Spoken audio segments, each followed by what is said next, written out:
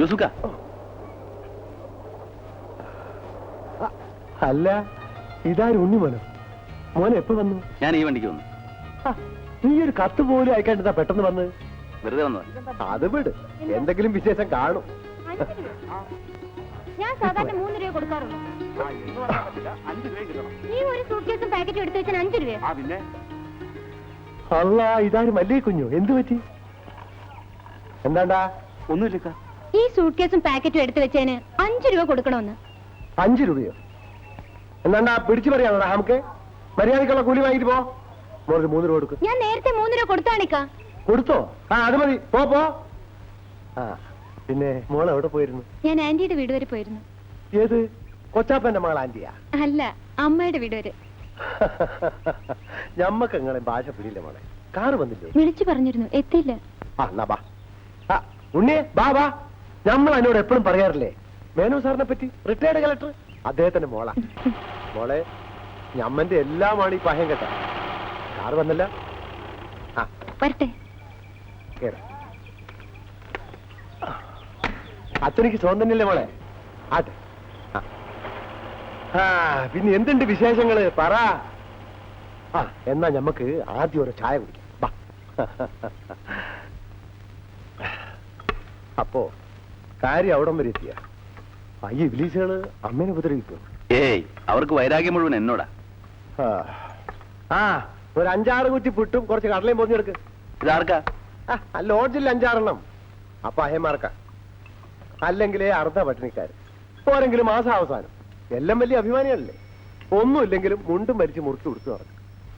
യൂസുഫുക്കയുടെ സ്വഭാവം ഒന്നും ഇതുവരെ മാറിയിട്ടില്ല. അതെങ്ങനെയാണ് മോനെ? രാത്രിയും പകലും മാറുന്നത് മനുഷ്യന് മാറാൻ പറ്റുമോ? അല്ല. ഇതാരെ കൃഷ്ണനുണ്ണിയോ? എപ്പത്തി? ഇപ്പൊ വന്നേ ഉള്ളൂ.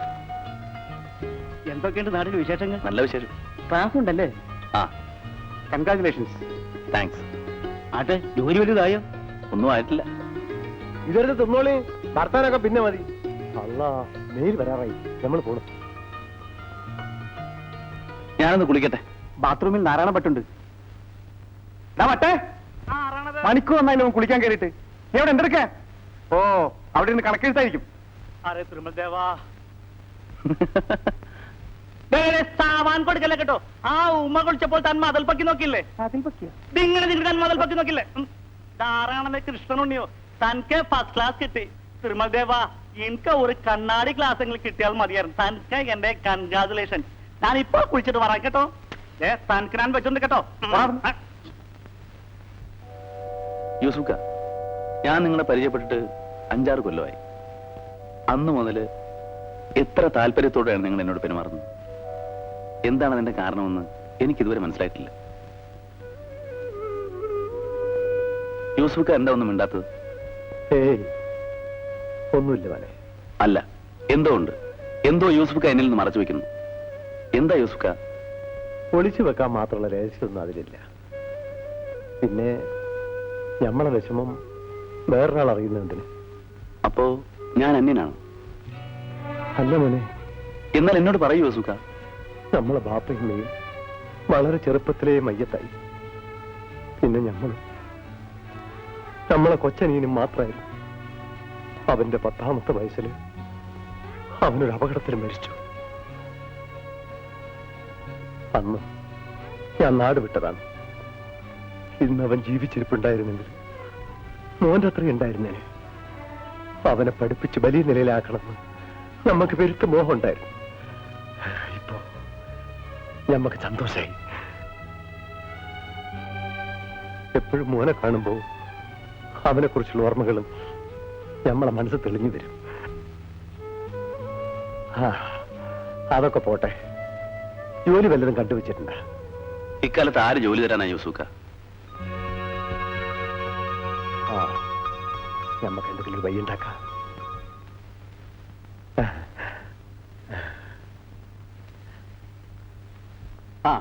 യൂസഫോ, ഇരിക്കെ. ഇതാണ് നമ്മൾ പറഞ്ഞ ആള്, കൃഷ്ണനുണ്ണി. ഹലോ, ഇരിക്കൂ കൃഷ്ണനുണ്ണി. കൃഷ്ണനുണ്ണിയുടെ ജോലിക്കാര്യത്തെ കുറിച്ച് യൂസഫ് എന്നോട് പറഞ്ഞിരുന്നു. യൂസഫ് പറഞ്ഞാൽ എനിക്ക് തട്ടിക്കളയാൻ പറ്റുമോ? ഞങ്ങൾ തമ്മിലുള്ള ബന്ധം അതാണ്. ആ എനിക്ക് ചില പേഴ്സണൽ വർക്കുകളൊക്കെ ഉണ്ട്. ചില ലെറ്ററുകളും ബിസിനസ് കറസ്പോണ്ടൻസും. അധികം ചെയ്യാനുള്ള ജോലികളൊന്നുമില്ല. കൃഷ്ണൻ എവിടെയാ താമസിക്കുന്നത്? എന്റെ കൂടെയാണ് സാർ, ലോഡ്ജിൽ. നാളെ മുതൽ വന്നോളൂ. എന്നാല് ഞങ്ങൾ ഇറങ്ങട്ടെ. എന്തിനാ ഡാഡി യൂസഫ്ക വന്നത്? നീ യൂസഫിന്റെ കൂടെ വന്ന ആ ചെറുപ്പക്കാരനെ കണ്ടില്ലേ?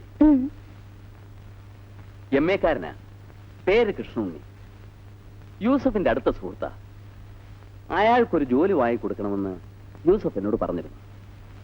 യൂസഫ് പറഞ്ഞാൽ എങ്ങനെയാ മോളെ പറ്റില്ല എന്ന് പറയുക? എന്റെ പേഴ്സണൽ കാര്യത്തിന് എന്നെ സഹായിക്കാൻ ഒരാളുണ്ടെങ്കിൽ നല്ലതാണെന്ന് എനിക്കും തോന്നി. കണ്ടിട്ട് നല്ല പയ്യനാണെന്ന് തോന്നി.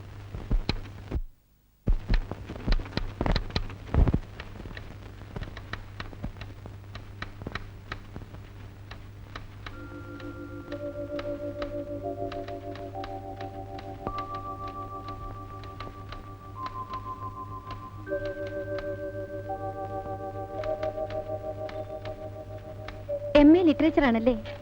അതെ. ലെക്ചേഴ്സിന്റെ പോസ്റ്റിലേക്ക് കോളേജിലൊന്നും അപ്ലൈ ചെയ്തില്ലേ? 25,000 രൂപ ഡൊണേഷൻ കൊടുക്കാനില്ല, അതുകൊണ്ട് അപ്ലൈ ചെയ്യാൻ. ഡാഡി പറഞ്ഞു.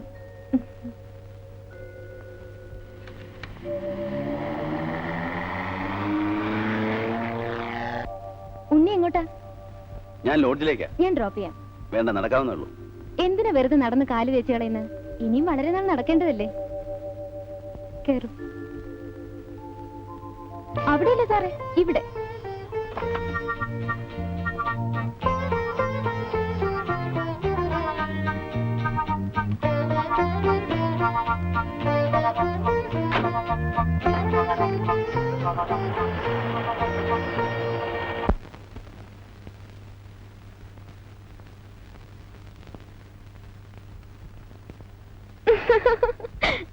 ആ, മല്ലിക ഇവിടെ നിൽപ്പുണ്ടായിരുന്നു. ഉണ്ണിക്ക് ഇതൊക്കെ അറിയോ? ഞാൻ വെറുതെ നോക്കിയതാ. ദേ എന്റെ കൈയൊന്ന് നോക്കി. അയ്യോ, എനിക്കൊന്നും അറിഞ്ഞൂടാ. കള്ളം. ഉണ്ണി പ്ലീസ്, ഒന്ന് പറയുന്നേ.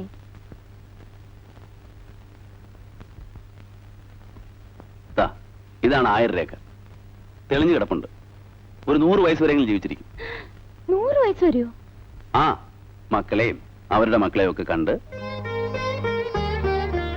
8 മക്കളുണ്ടാകാനുള്ള യോഗം കാണുന്നുണ്ട്. അതിൽ 2 എണ്ണം ഇരട്ടെ. അയ്യോ, 8 മക്കളോ? ആ, ഇനി എന്താണ് അറിയേണ്ടത്? ഉണ്ണി തന്നെ പറയൂ. അതെനിക്കെങ്ങനെ അറിയാം? ചോദിച്ചാ ഞാൻ പറയാം. പറയൂ. ആ, ഇപ്പൊ മനസ്സിലായി. എന്താ? ദാ, ഈ രേഖകളുണ്ട്. ഈ രേഖ ഇവിടെ വന്ന് മുട്ടുമ്പോ സംഗതി നടക്കും. എന്ത് നടക്കും? മല്ലിക എന്ത് മനസ്സിൽ വിചാരിച്ചോ അത് നടക്കും.